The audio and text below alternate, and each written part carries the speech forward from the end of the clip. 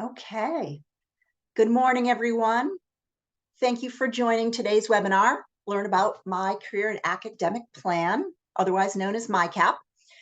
My name is Jennifer Bento-Pinion. I'm here at MEFA on the college planning team as Director of K-12 Services, and I'll be moderating today's webinar. We're so pleased to have you all join today, and especially excited to have three amazing educators as guests to talk about MyCAP, the why and the how. So if I could introduce Ms. Lisa Harney, Education Specialist at the Department of Elementary and Secondary Education. And then we also have Jennifer McGuire, College and Career Information Coordinator at New Bedford Schools. Let me forward my slide here. And then we also have Erin Eastman, Career Readiness Counselor and Guidance Head at Barnstable High School. So thank you for joining today to share your expertise around MyCAP. So just some logistics before we get started. Attendees are on mute throughout, and the chat is disabled. But if you have questions, just pop them in the Q&A, and we'll address those at the end of the session.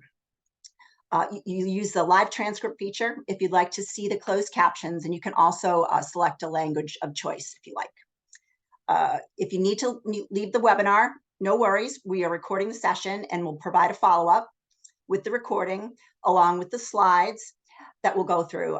And you'll also be provided with contact information if you have questions following the session. And then one more thing is that this session is eligible for one PDP, so you'll get that information as well. All right, just a little bit about MEFA. MEFA is a state authority created over 40 years ago to help families plan, save, and pay for college. And we continue to honor that mission. And with that, I will turn it over to Lisa, and then we'll hear from Jen and Erin. And don't forget to drop questions in the QA, and we'll, again, address those at the end. Morning, everyone. Thank you so much. I am so grateful for the partnership, and I have to say this up front with MEFA. Jennifer Bento has led this as they created MEFA Pathway as a tool for everyone. But they've been a great partner and have always done everything together with us. So my gratitude to MEFA and especially to Jennifer for what she brings to this table. So welcome, and I'm really excited to see so many of you that are interested in MyCAP. I think COVID probably helped all of us realize we need to be much more attentive to helping our students plan and to hear their voice. We know students really do have lots of interests, and we need to help them figure those out. So MyCAP began really with the state definition of college, career, and civic readiness. And that is that every student in the Commonwealth needs to gain the knowledge, skills, and experiences in 3 domains. And I know I'm preaching to the choir because you in schools deal with this every single day. The personal, social, within that, we consider the emotional and behavioral skills for students to be successful. Academic and planning, whether it's post-secondary planning or in the middle school, we're always talking about secondary planning. The more we get our kids ready for high school, the more they're going to be ready when they leave high school. They'll know more when they get there. And then, of course, workplace readiness, which is in the state definition, we call it career development. And our career development model covers self-exploration. Career development begins with self-exploration. Our students need to be able to know their skills, their talents, their passions. And all of that together is to help them be successful in a post-secondary pathway. And that can be a whole gamut of things that we'll talk about during our workshops. And once that happens, they go successfully through a post-secondary pathway, they're going to achieve a career that's aligned with their personal interests and skills. And when that happens, they'll be able to provide a family, earn a family sustaining wage. And all of that is to hope they'll be active in their civic life. And so for me, last year, I think it was like, so what does that mean? And when you think about those essential questions, how many of you, and I can't see you, so you can't raise your hand for me, but how many of you have ever asked yourselves these questions? And I'm pretty sure everyone in the webinar is raising their hand, because who am I? Where am I going? And how do I get there? Those are the 3 domains that we need to help our students explore. Jennifer, next slide.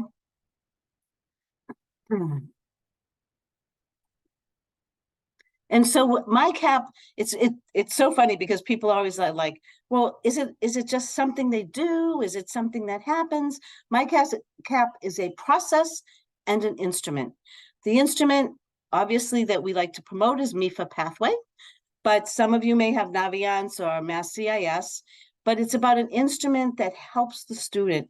It captures the artifacts. There should be an e-portfolio where they can capture their learning. Because we all know students, you say to students, well, did you do this last year? And you get the, I don't know. And so we want to make sure they're capturing these artifacts of learning as they're doing it. But these tools also have lessons and a plethora of MyCAP of materials. But the process begins with student directed. If our students are not driving this work, then they're going to just say, oh, someone told me to do it. We never want a student to say that's why they did something. We want it to be because they wanted to do it. And it should happen everywhere.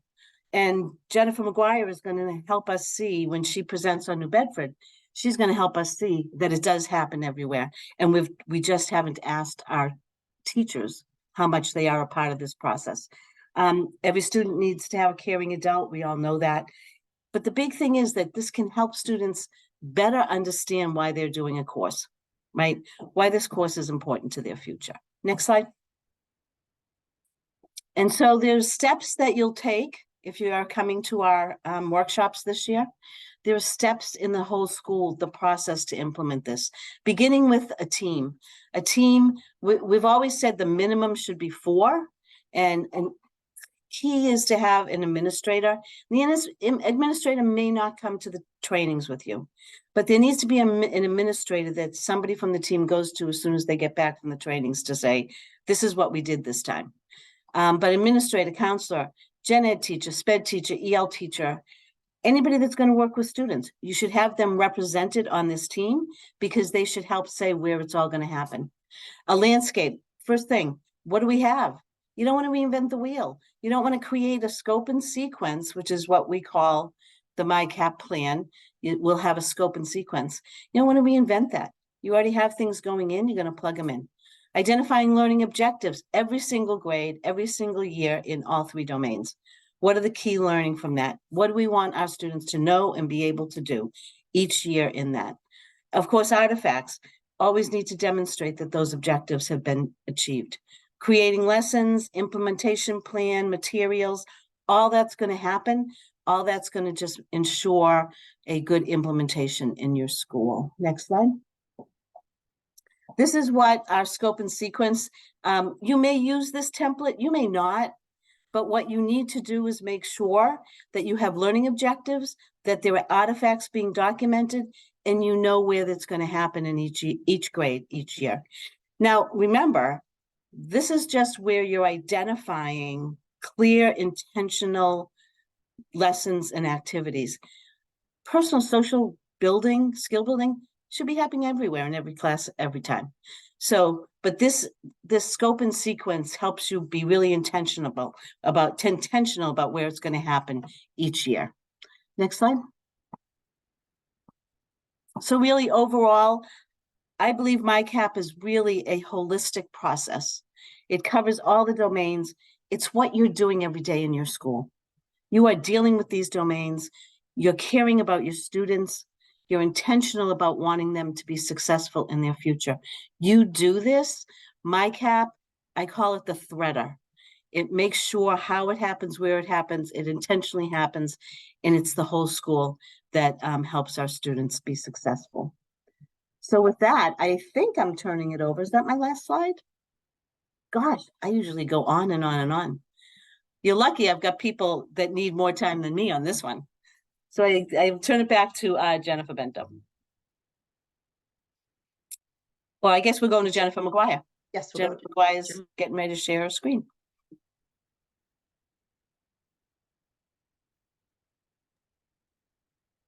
Okay, can you see my screen? We can. Okay. Great.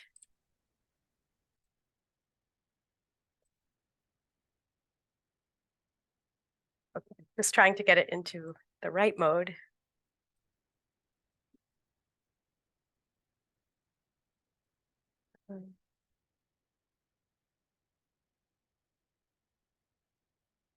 Hold on. Can you guys, does it look like a presentation? Yeah, it looks right, Jen. Okay, because I can't see it. Hold on one sec. Oh, no. Oh, there it is. Hold on. Okay, perfect. So, I'm going to speak a little bit today about the experience of launching the MyCAP at the middle school level in New Bedford. And to start that, I'm going to talk a little bit about our school district and sort of why we decided to initiate this process with our middle schools as opposed to the high school, which you'll hear a little bit about from Erin in a few minutes. So I bet most of you have some idea as to where New Bedford is located, but we're about 60 miles south of Boston. Just some statistics about the community that might be helpful to put things into perspective. But to understand our district, we have one main high school. There are about 3,000 students across the 4 grades. We have 3 middle schools that feed into that high school, 19 elementary schools, and then we have 2 alternative schools that have a collection of grades, including high school students. So we service a lot of students. We certainly have students with great need and a lot of students for whom English is not their first language. So it's an exciting population to work with, and certainly students that are deserving of high quality college and career support as they navigate their journey from middle school to high school, and then from high school onto whatever they choose to do. So when we decided to start exploring MyCAP for our district, we thought that it might be wise to start with our middle school students, because one of the pieces we were trying to do was to tie together what was happening in the 3 different middle schools to ensure that all of our students were getting good information about what the future might hold and helping them to decide what high school path might be best for them. So as most of us are experiencing across the state, there's lots of different options for our students now when they're choosing high schools. And so we wanted to just make sure students were learning, what do I know about myself? How can I choose the best pathway in conjunction with the people that care about me, whether that's my teachers, my counselors, parents and guardians, and other caregivers at home. Also, there's always that issue at all grade levels of trying to help students understand, why is what I'm doing in school important? How does this affect me down the road? And as we were sort of looking at what was going on in especially the middle school level, there were a lot of things that were happening here and there. Kind of like a menu of different college and career readiness activities. But as Lisa mentioned before, MyCAP is really like that thread, and that thread wasn't really there tying these things together. And so a student or a group of students might have a great experience, for example, on a college visit, but then what do they do with that information? How do they bring that back? How do their educators tie it into what they're doing back in school, rather than just this sort of out there one-time event that they're doing? So that's sort of what I mean when I talk about shifting from career readiness events to more of a process. I will be honest in saying that sometimes timing is everything in terms of getting administrative support with a process. And I know Lisa, when she was talking about putting your team together, she mentioned the importance of having administrators involved. Our district was in the process last year of getting ready to launch IB at our middle schools. And a lot of the leadership at the middle school level was able to see sort of some connections between the content of MyCAP, or the purpose of MyCAP, and what was going on with IB. So that was really just kind of an unintended consequence. That was a great advantage, I think, to me in terms of leading the MyCAP work for the district. So just to kind of piece some of that together, unrelated to MyCAP itself, the middle schools, the leadership there had done some work to kind of generate what students were thinking in terms of future planning. And so they had done a survey and these were some of the conversation pieces that came up. Students wanted to learn about future career opportunities. They wanted to connect those opportunities to their interests and back to their schoolwork. And just some thoughts about the people that supported them and how they tied in to their career goals. So putting together a team, I know Lisa touched upon this. For us, it was a little bit different. As I mentioned, we have 3 middle schools, and one of the main goals of our work was to make sure that our MyCAP provided a baseline so we could be sure that at a minimum, all students at all 3 schools were getting the more or less the same thing. It might look a little bit different in the rollout, but we wanted to, tie in some through lines and have some consistency across the district. So when I put out a request for educators that wanted to be involved in this work, we looked to fill all those pieces that Lisa mentioned. So touching on, counseling, academic teachers, specialists, special ed educators, teachers that work with multi-language learners.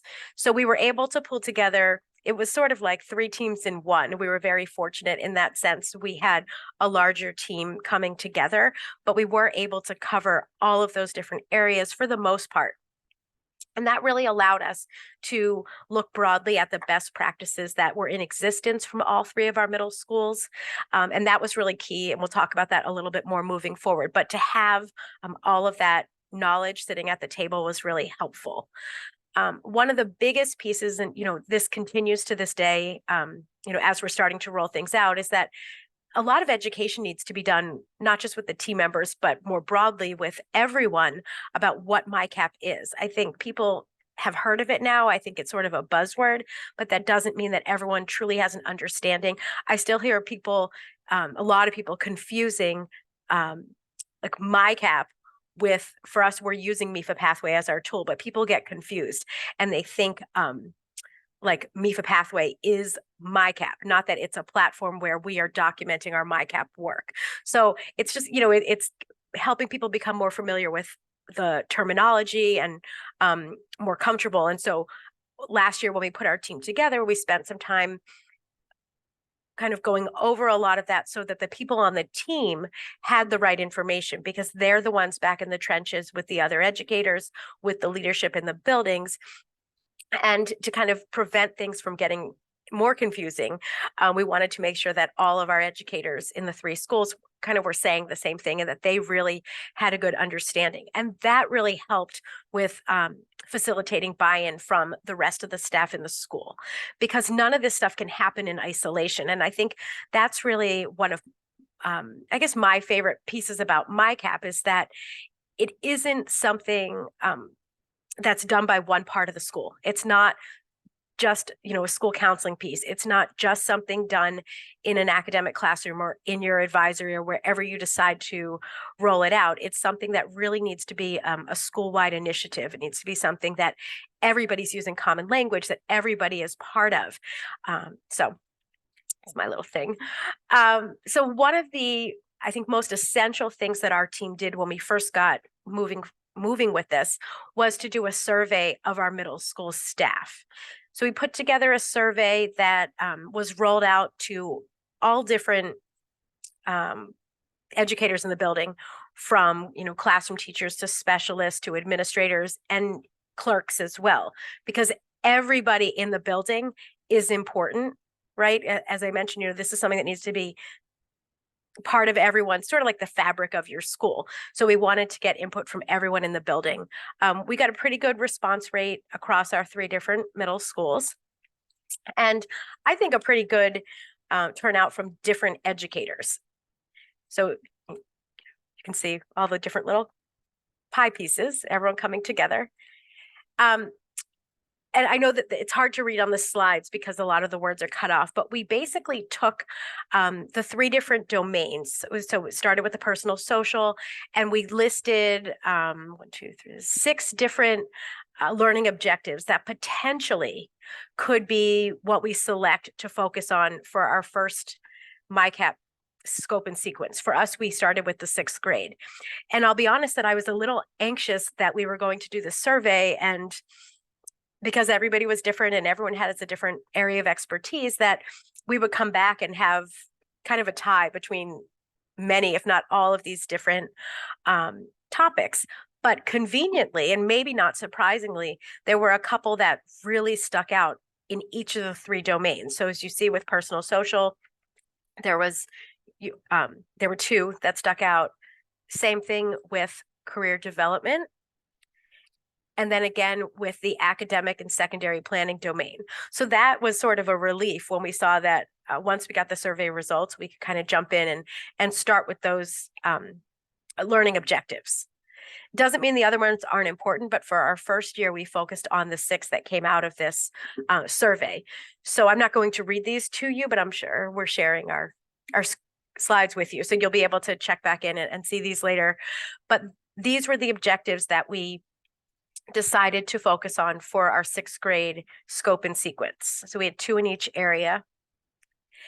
And then the last piece of the survey, which I think was probably the most fun for me, at least, to read, and hopefully for the rest of the MyCAP team, was to ask what's already going on in your building or in your classroom or in your space. Share with us, how what you're doing already ties into MyCAP. And this was really good for 2 reasons.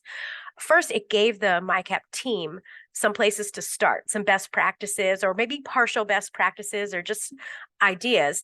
But it also, for the survey respondents, I think it really put into context, like, hey, this is already part of the work that you're doing. Because I know from, working in schools for many years, that's always the challenge, right? There's somebody's asking you to do more. Sometimes it's someone in your building, sometimes it's DESE, but it's always this feeling that there's like more and more to do. And how are you going to find the time? How are you going to fit this in? One more thing. So I think asking the respondents to reflect on their own practice and to share with the MyCAP team how they're already doing this work, I think was really, really valuable. So there's several slides that you'll be able to look at, and I included in here the content area or the role of the individual that shared this best practice. I highlighted some only because I felt like they really kind of were share worthy and reflected kind of what we were looking for. But it's also sort of a relief to see that so many educators value this and that it's already part of what they're doing without being given, a specific directive to include these pieces in their work. So that was really exciting. So this is sort of what our timeline looked like, and this is a work in progress. We are barely at the beginning of rollout here. So we plan to keep working on this, not just through this year, but into the future, because our intention is that this year's 6th graders will be the first class to move through a relatively seamless, hopefully, MyCAP process from 6th grade all the way through to graduation. So that's sort of our goal. So we're going to roll out 6th grade this year and then 7th grade next year. And this group of 6th graders will sort of be the leaders. But all this work started about a year ago when we registered as a district that was interested in taking a team of educators to the professional development that Lisa spoke about a little while ago.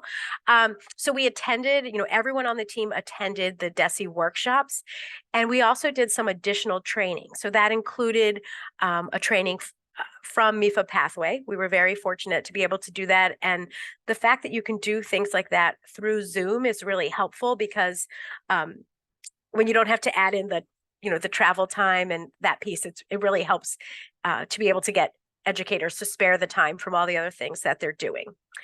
Then we designed that survey. That was probably, I would say, December, January-ish that we did that. Once we had the survey results, again, we were a larger team, so we were able to split our team into the 3 domains. So we let the educators sort of self-identify who was more interested in which area. But you could also do this, even if you had a smaller team, you can use your team members perhaps to take a domain and then work on that, with their colleagues back at school by asking questions or asking for input. So we organized into those 3 groups, analyzed the survey results, and started working on that. And at sort of the same time, we explored all the pathways or all the platforms that we could use. We selected MEFA pathway. For us, the reason was partly because it was free, which I really prefer not to pay for things if we don't have to, but also because customer support, for lack of a better way to describe it. It's always easy to reach somebody via email or phone and get a response. And that's really helpful, for us. So that was why we chose that.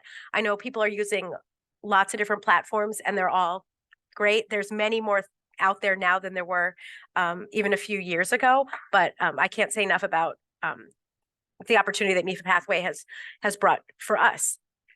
And then we started working on our scope and sequence for 6th grade. One of the pieces that we added once we had sort of finished designing the scope and sequence, and our scope and sequence really showed, it was very similar to the document Lisa shared, where it showed sort of what is the artifact, what is the lesson plan. So we had done all of that, but in order to prepare for our educators to be implementing this, we wanted to try to make things as easy, seamless, as convenient as possible. So a few of the team members actually worked on an implementation guide, and that guide included lesson plans. Sometimes they were existing plans that were, borrowed from other places, but sometimes they were written from scratch, just depended on the topic.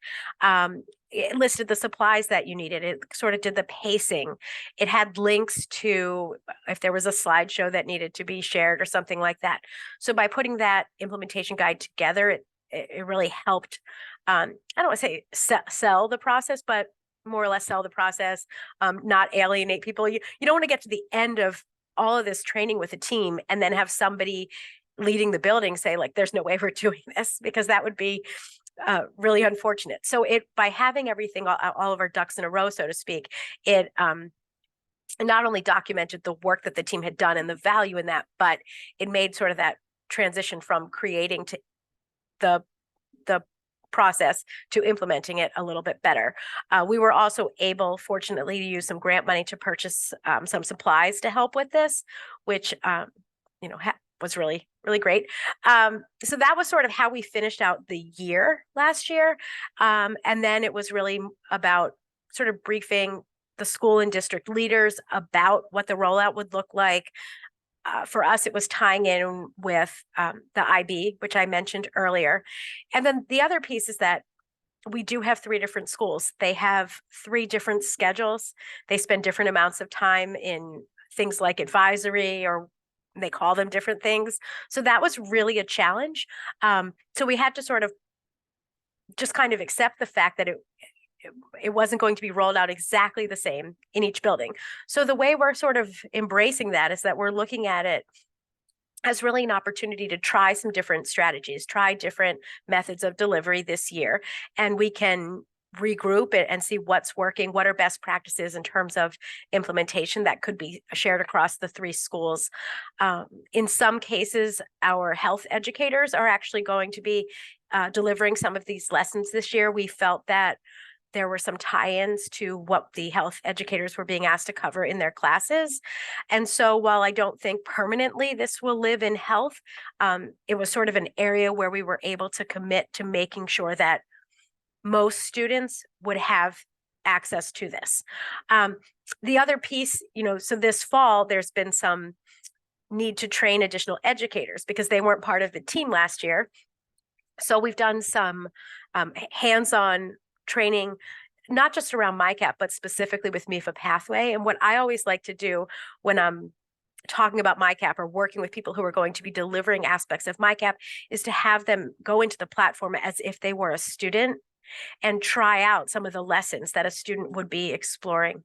I think it does 2 things. First of all, it's fun, right? Because you get to go back to pretending you're a student, maybe find that there's a new career for you lying out there. Maybe it's not teaching, but so adults usually have fun with that. But that way, when students are engaging with them, they can really troubleshoot. They know what the student is supposed to be seeing, what they're supposed to be doing, and what they're supposed to get out of it. So I think that's been really helpful. So we've done some work around that, specifically with our health educators, and just last week with our middle school counselors. So we're going to continue to be working on those aspects of it. I'm trying to think what else is going on. But basically we're the very beginning of this. So students are starting to create their profiles. They're starting to do very basic lessons. And the other piece that I think is really nice is that as the teachers and counselors have been starting to get into MEFA pathway, they have asked, can we only do this with sixth graders? Because that's kind of the group we've said need to do this. And I said, no, you can use this with everyone. So a lot of the health teachers asked if they could pick and choose some activities to do with their 7th and 8th graders, which is great because that's going to help us this year as we move forward to see, what are some additional pieces that older students can do. And the other thing that I've said to the counselors and teachers this year is, as you're going through the lessons that the team put together, if there's something that doesn't fit there, if maybe we're asking more of a 6th grader, for example, than we should be, if maybe something would tie in better in 7th grade or the beginning of 8th grade, that we can move things around, right? So this isn't something that you're tied to every specific detail. You're tied to the process, right? We've decided that we've all agreed that this is important and that we want to do this for our students. But if we want to make it as beneficial to students as possible, we don't want to end up in a situation where the adults that are in front of students are giving the vibe that we're doing this because we have to, or because someone said we need to check a box. So we want to make this as positive an experience as possible for the adults that are in front of students, because that really goes a long way. So I kind of touched upon this already, but basically we did explore some other platforms. This seemed to be the one that was the best fit for us. And so many of you probably use Clever in your schools. We were able to integrate Clever with MEFA pathway, so that makes it easier for students in terms of logging in. I don't know. I have experiences of sitting in rooms with students and trying to help people find their passwords and things like that. And so I think the Clever integration was a fabulous idea. As far as the lessons, I mentioned the implementation guide, but we went sort of another step further. And so I've created like a Google folder that has all the specific documents for each lesson in it. But I've only put in that folder like the first two and a half lessons, so that the educators aren't overwhelmed. Like, oh my gosh, how in the world am I going to get through all of these? And I've also really been very direct with the teachers and counselors that we are launching this year. It's real for the kids, but it's a pilot for us. We're looking for feedback. We're looking for best practices, and we're going to try our best to get through the scope and sequence that we put together, but do the best you can, and I think that's really helpful for people to hear, that we're all doing this together, that no one is solely responsible for this success, and that things don't always go as planned. So we will continue, doing some training around MyCAP development, moving into the other middle school grades, and then laying the foundation at our high school so that, when students roll in there, things are ready to go. We do have some smaller pockets of students at the high school that are using MEFA pathway and are really starting to get into MyCAP because they're in certain populations. So that's really exciting to see as well, and to be able to sort of have some time to pilot different things with smaller groups at our high school, so that when the class of 2030 gets to 9th grade, I think things might be a little more seamless for their transition to 9th grade. So, and that's the end of my slides. That's great, Jen. Thank you. So now we'll go to Erin, and I'm going to share here. Thanks, Jen. Sure. Are you able to see my screen okay? Yep. Great. Okay. Thank you. Good. So Barnstable High School, that's our old sign with Red Raiders. We're actually the Red Hawks now. We changed our name. We have about 1,700 to 1,800 students, grades 8 through 12. 63% are high need, 52% are economically disadvantaged, 30% English is not their first language, and 16% are special ed. We're on the Cape, and so we service the town of Barnstable, which draws from 7 villages, though we're not considered a regional school. It's a regular, town high school. If you want to go to the next slide.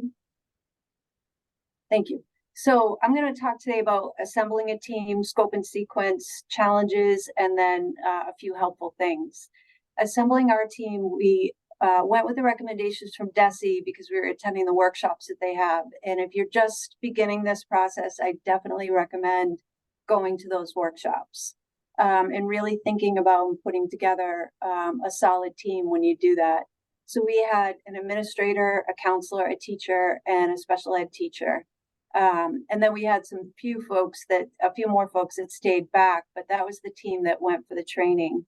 I did put an image of a revolving door because sometimes when you put your team together, it can feel like a revolving door depending on what's happening in your district. And I don't think that our district is unique. I think this is happening in a lot of districts where there's been a lot of transition.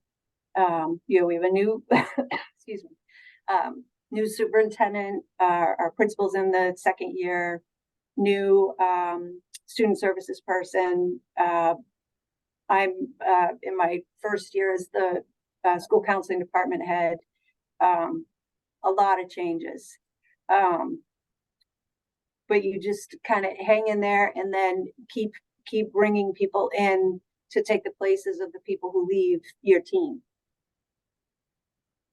So it's important when you are putting together the team, just like Jen said, you want to have a variety of people with perspective, different voice. And the other thing you want to look for from your team members is stamina, because you're going to find that you do have to repeat yourself a lot with educating people about MyCAP as a platform and a process. You want to look for people who've done innovative things with students who are going to come with creative ideas to your team, because implementing this is not a straightforward process. You also need people who have staying power so that you can avoid that revolving door if you can, and people that are respected in the building. So when you do presentations at a faculty meeting, your faculty is going to listen to them. We're in the process of kind of reforming our team. And some people who have moved on from our school have carried this with them and implemented it at their new schools, which is kind of cool.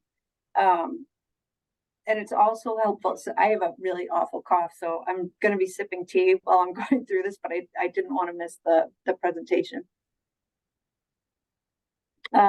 It's also helpful when you're putting your team together to think about layers of support. So you'll have your core team, but who are the people surrounding them that are also supporting and surrounding them and supporting? So you might have your core team that goes to the training, but then you come back and you report back to, if you have career tech ed in your school, your career tech ed teachers are naturals for this type of work. Your school counseling department will definitely be another layer of your team and include leadership. It's very, very important that you have leadership on board with this. So do present to them as often as you can so that they understand the value of MyCAP. We can go to the next slide.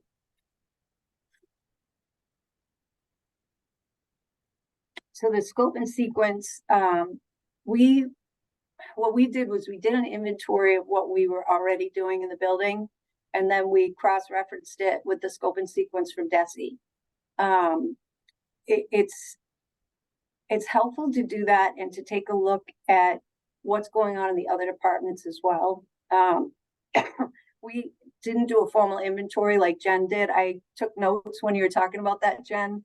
I love that idea. That's fantastic. And I think we'll probably do that very soon this year. I think that was a smart thing to do.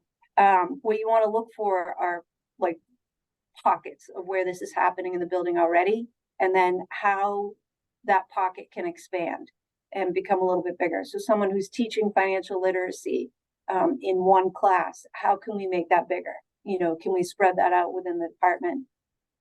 And that ties into what Jen talked about before too, how important it is that this is a a building-wide culture and a building-wide effort, that it doesn't fall to the school counseling department. I don't know how many people on this webinar are school counselors, but the ones who are probably nodding their heads saying that it's a familiar feeling when, you know, something cool comes along and, oh, school counseling will do that. You know, we can't do it alone. We need help from the whole building to do it. So for us, excuse me, the process starts in grade 8. We have a BHS experience class that all of the grade 8 kids take. They create their account, they do their inventories, and they set goals for themselves. And that all happens in this 8th grade class.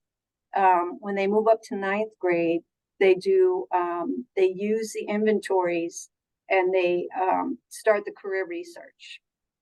And they also do course planning. The course planning is tied in to the research that they did.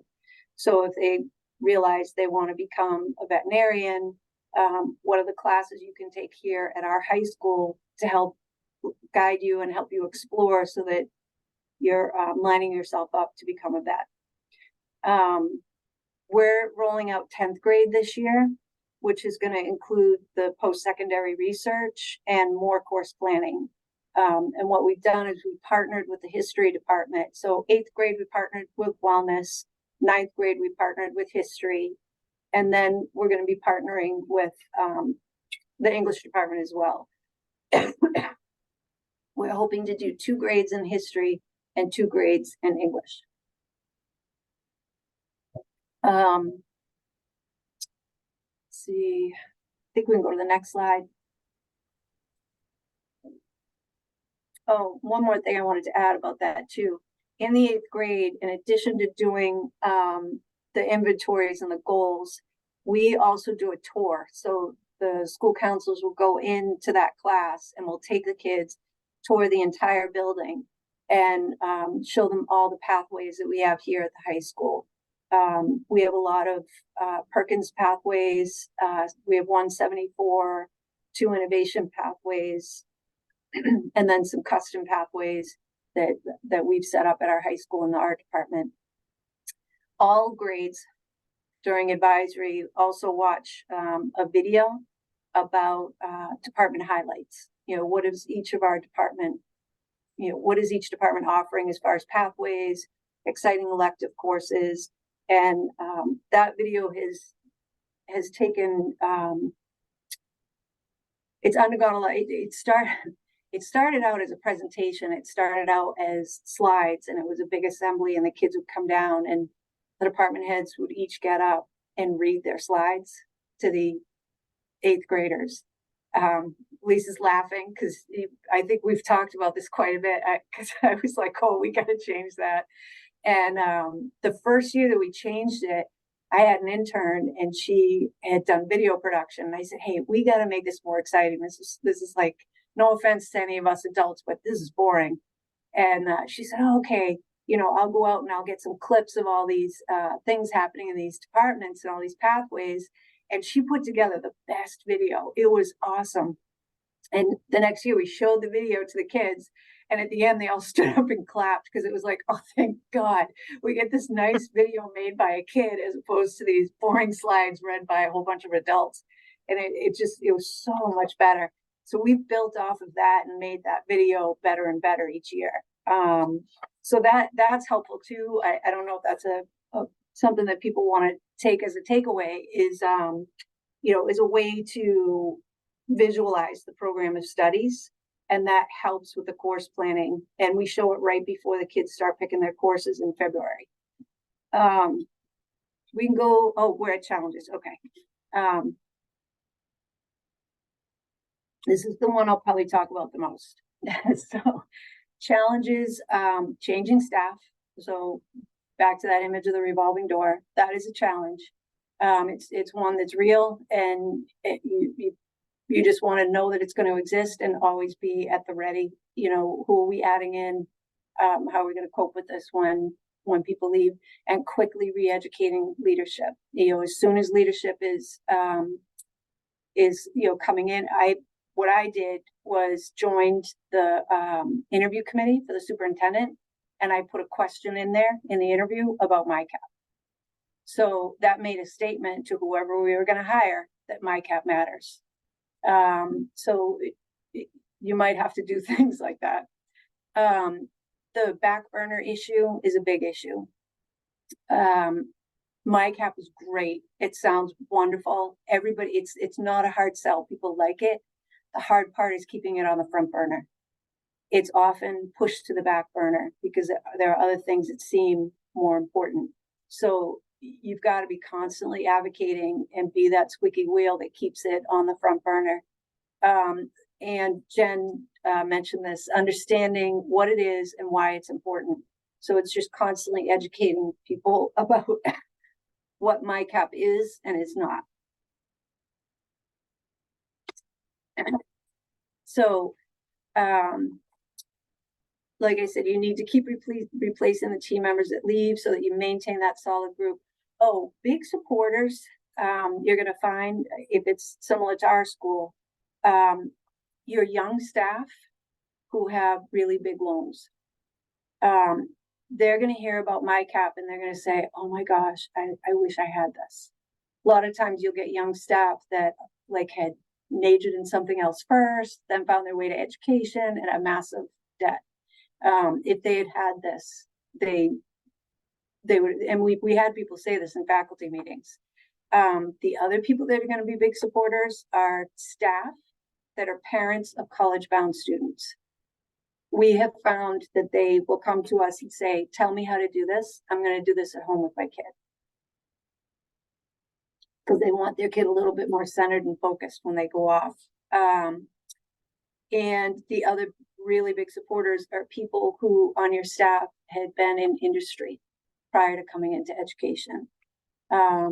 So look for those people when you're putting your team together, and even just to chat and talk up MyCAP.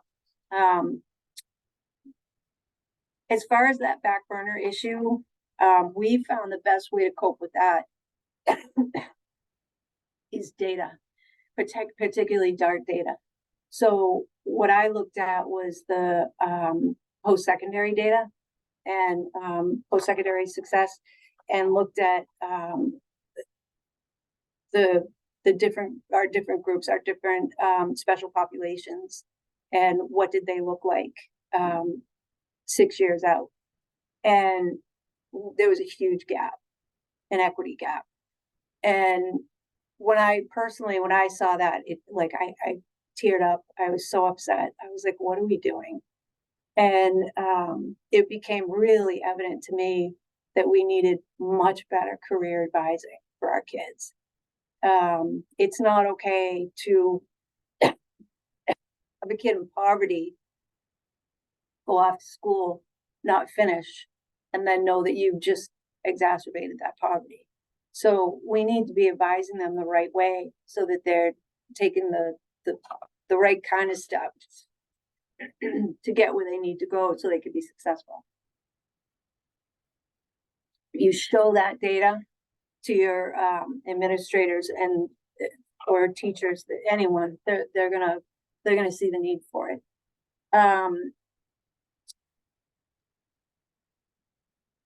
The other thing is make use of faculty PD. So we had a strand that our teachers could, so like there were like 5 strands during one of our PD years, and a couple of years ago. And so I offered a career strand and people joined it, and I was able to educate a bunch of educators, 30 educators, about pathways we have here at school, about MyCAP, about the various platforms. We made a connection to the college. We went over and met with the college about their programs. I really losing my voice. I'm hanging in there though. So that was like immensely helpful. The other thing is with this PD, it's important to keep it simple and make it fun and make it purposeful.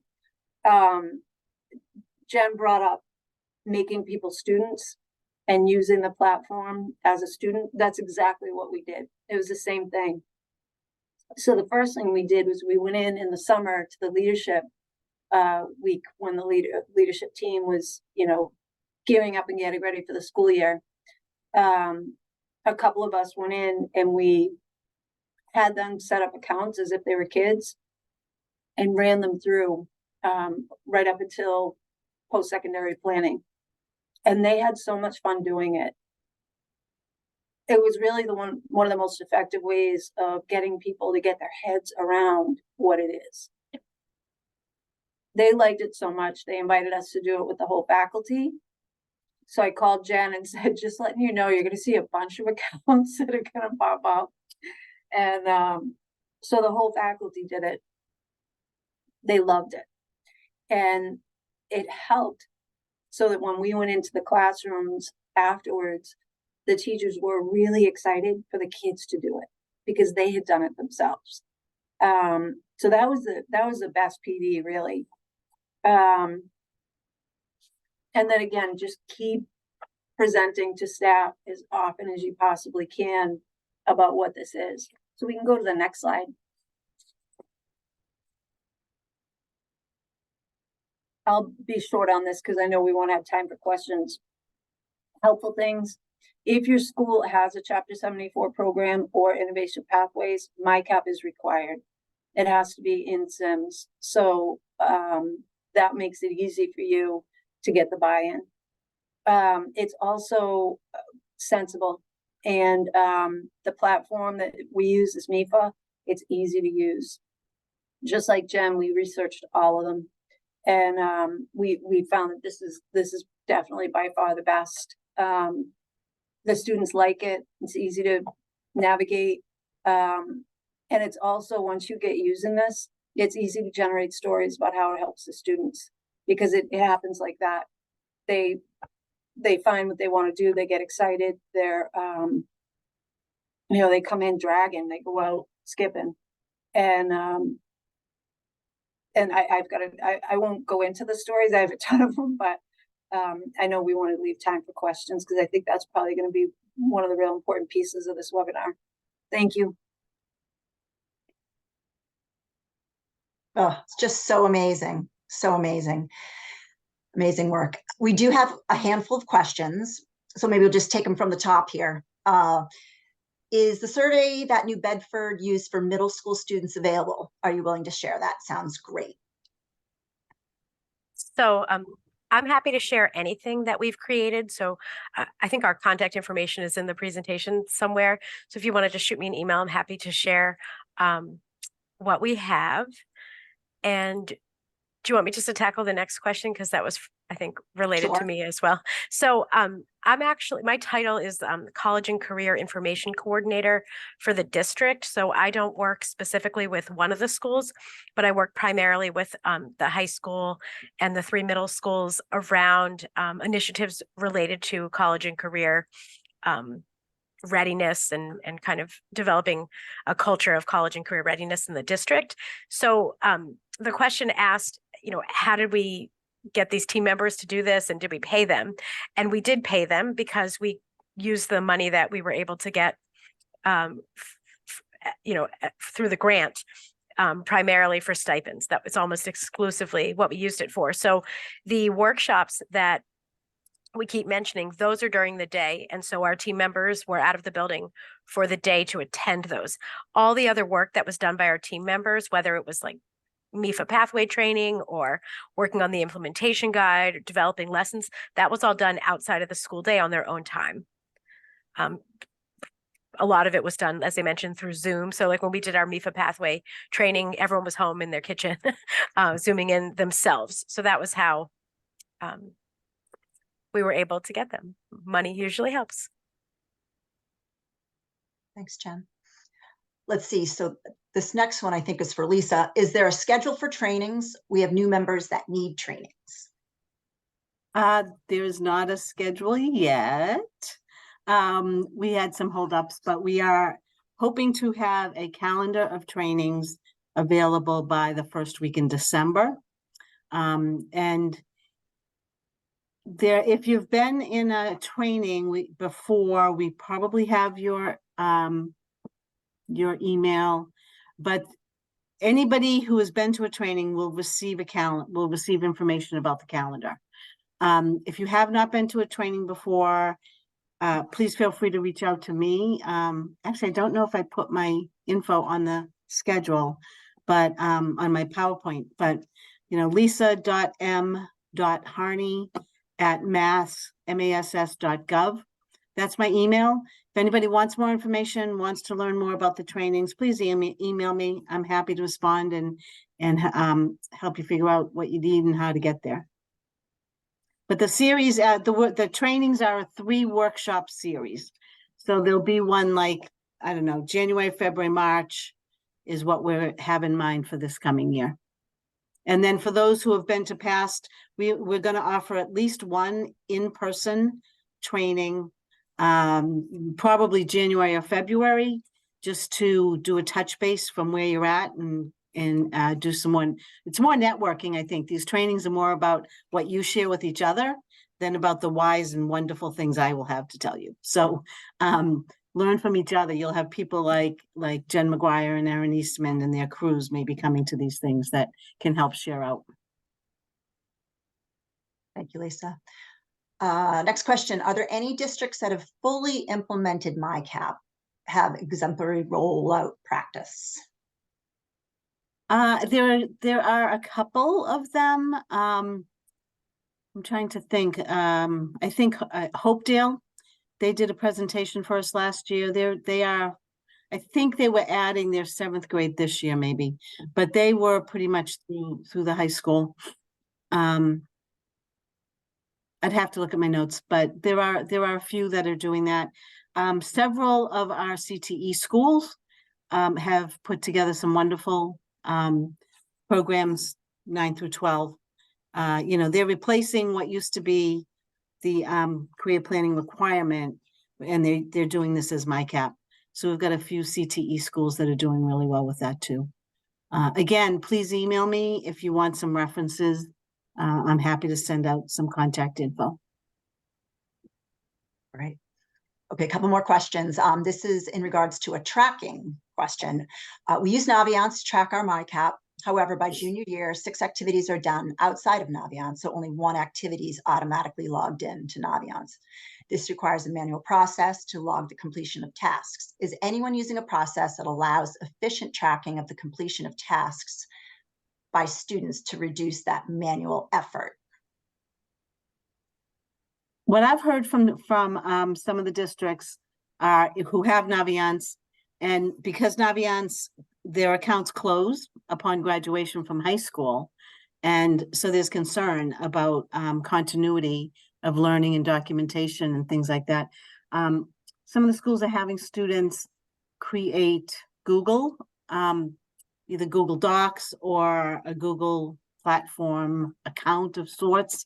Some are using, having students in the upper grades create LinkedIn accounts and adding some of their materials, things they want to keep moving forward. So again, it may be an extra step, but it's also a great way to empower your student to find that place where they can keep their information and their documentation together.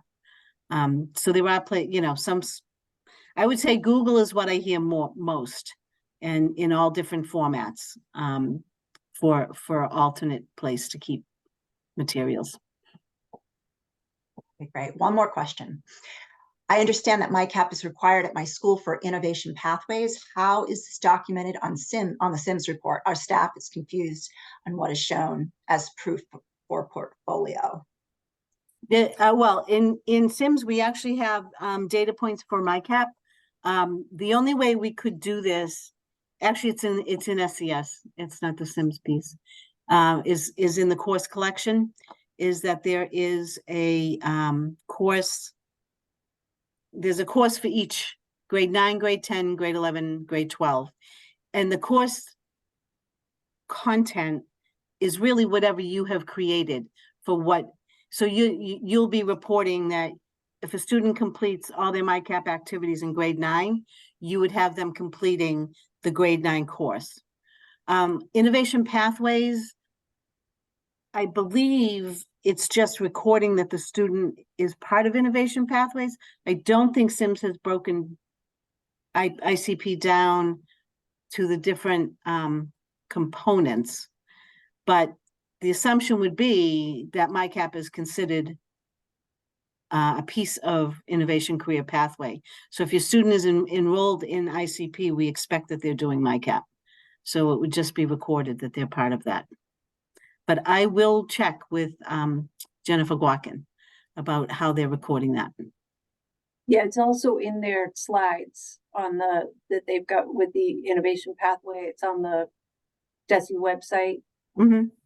And it's right in those slides. So whoever's asking that question can look that up. Great. Yeah, so go to our website and look under Innovation Career Pathway. Thanks, Yeah. Erin. Sure. I will say too that the reports in MEFA pathway are so much easier to use. We had Naviance, we don't have it anymore. And getting the reports on, what the students have completed, it's right on the dashboard. You don't have to go digging for it. You don't have to remember how to do it. It's easy. Yeah. And again, plugging MEFA Pathway because they've just been great partners. But yeah, the students can, once they have that account, they have that account for life. It's not something that ends for them. So they can continually go back and look, or they can use some of the tools in MEFA Pathway when they get out of high school and think, wow, I'm not quite sure this is where I want to be. They can still go back into their accounts and use some of those career search tools. So it's really important to have an ability to do that. That's good. And then just one more question that popped in, just on sharing the implementation guide, and we'll follow up. Everyone will get the slide deck with contact information, so that will all be taken care of. So this is great. Let's see. So just if you probably already follow MEFA, get all of our great content, all of our guidance, but follow us on Facebook, LinkedIn, all the great social media platforms. And I'll just say thank you for everyone today for joining. What a session this was. We've been looking forward to having this, and it's just great to hear all the work that's been done and going on. So thank you, Lisa, thank you, Jennifer, thank you, Erin, and thanks for all of you for joining this morning. We appreciate it. Thank you, MEFA, for hosting it. This was great for us too. Our pleasure. Have a great day. Have a great day.